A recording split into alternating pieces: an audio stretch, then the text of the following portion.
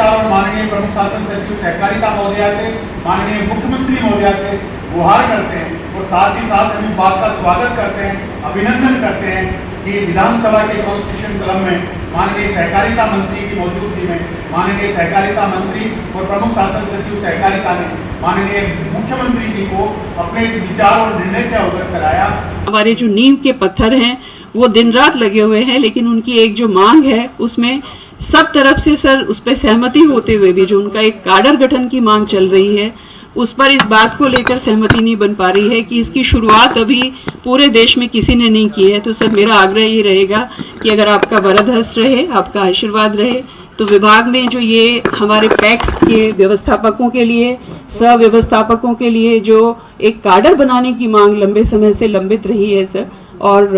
जायज भी है और उसका आधार भी है सर, तो हम एक प्रस्ताव तैयार करके राज्य सरकार को देना चाहेंगे। यह सहकार असली ऋण व्यवस्था की आधारभूत इकाई सहकारी आंदोलन की नींव भी जिला और राजधानी में बड़े बड़े सहकार भवन के रूप में बने हुए अट्टालिका और भवनों की जड़भूत इकाई ग्राम सेवा सहकारी समितियां में कार्यरत सहकारी समिति व्यवस्थापक, सहायक व्यवस्थापक, सेल्समैन और सहायक कर्मचारी अपनी बहुत ही मूलभूत और मौलिक मांगों को लेकर सरकार से गुहार कर रहे हैं। सरकार और सहकारी विभाग के सामने इस बात को रख रहे हैं कि आज जहां त्रिस्तरीय अल्पकालीन सहकारी साख व्यवस्था राज्य सहकारी बैंक करोड़ों रुपए का आयकर चुकाकर प्रदेश में संस्थागत आयकर भुगतान में नंबर 1 पर है, जहां प्रदेश के जिला केंद्रीय सहकारी बैंक करोड़ों रुपए का आयकर चुका रहे हैं, वहीं उस देश सहकारी व्यवस्था की अंतिम और मूलभूत कड़ी ग्राम सेवा सहकारी समितियों के कर्मचारी 3 मोती के मणियों की माला का एक माला, एक माँ के 3 बेटों में एक बेटा, उसको 2 वक्त की भरपेट रोटी खाने की व्यवस्था नहीं है, नियमित मासिक वेतन भुगतान की व्यवस्था नहीं है, उसके परिवार के बुजुर्गों के लिए भारी बीमारी सेवा शुश्रूषा की व्यवस्था नहीं है, सामाजिक सुरक्षा के नाम पर सेवानिवृत्ति पर उसको पीएफ ग्रेच्युटी और पेंशन के भुगतान की व्यवस्था नहीं है।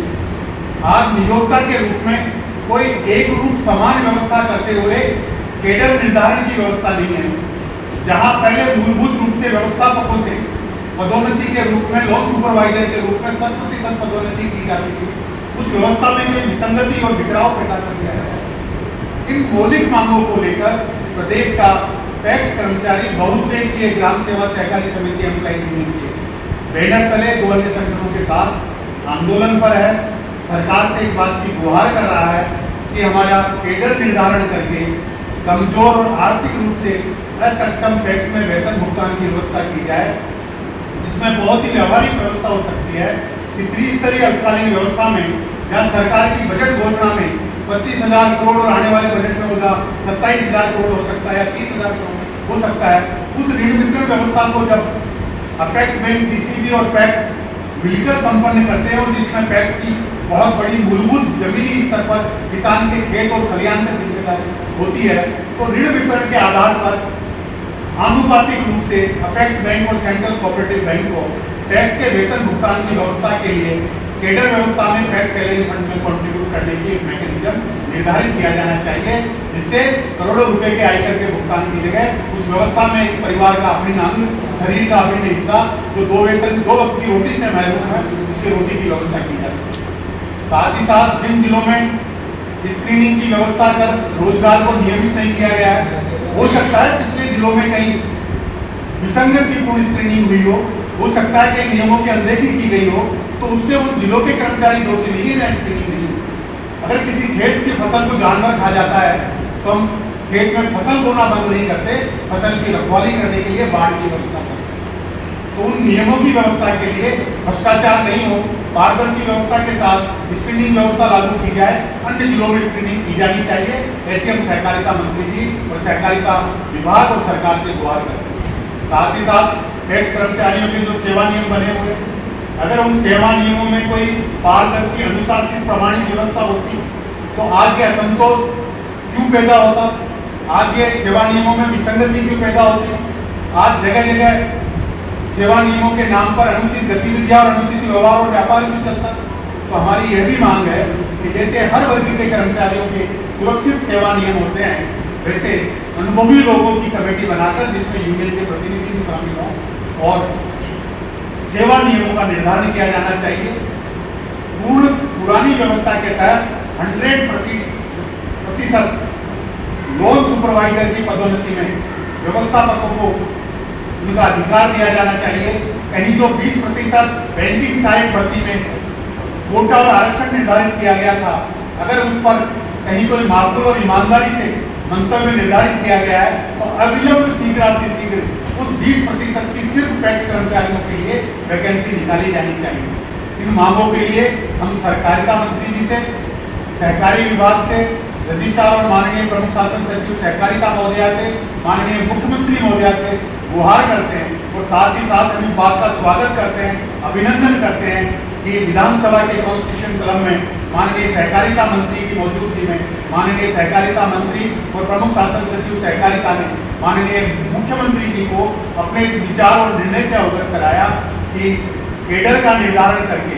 और देश के अंदर राजस्थान वो पहला और अग्रणी राज्य बनना चाहिए जो केडर व्यवस्था की पहल करे, जो अन्य राज्यों में भी उदाहरण बनकर टैक्स कर्मचारियों का कल्याण हो। उस निर्णय का हम स्वागत करते हैं और विश्वास करते हैं कि उस भावना के अनुकूल प्रस्ताव बनाकर सरकार को भेजा जाएगा। साथ ही साथ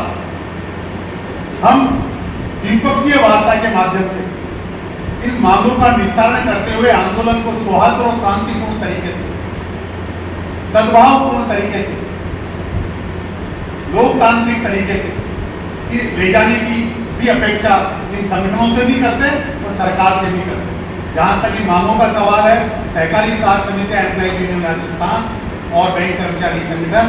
इनकी इन वाजिब और जायज मांगों का समर्थन करता है। साथ ही साथ सरकार से मांग करता है इन टैक्स कर्मचारी संगठनों के साथ बैठकर वार्ता कर इनको लिखित आश्वासन देकर इनको पूर्ण विश्वास दिलाकर कि इतने समय अवधि के अंदर इन मांगों पर निर्णयात्मक कार्रवाई प्रक्रिया शुरू कर दी जाएगी। ये लिखित आश्वासन देकर आंदोलन की स्थिति को टाला जाना चाहिए, जिससे सहकारिता सदस्यता अभियान तीव्र गति से चले। सहकारिता सदस्यता अभियान जैसा ऐतिहासिक कार्यक्रम राज्य में पहली बार किसी सरकार ने पूरा किया है तो सफलतापूर्वक लागू हो, ऐसी हम सरकार, विभाग और इन संगठनों से अपेक्षा करते हैं।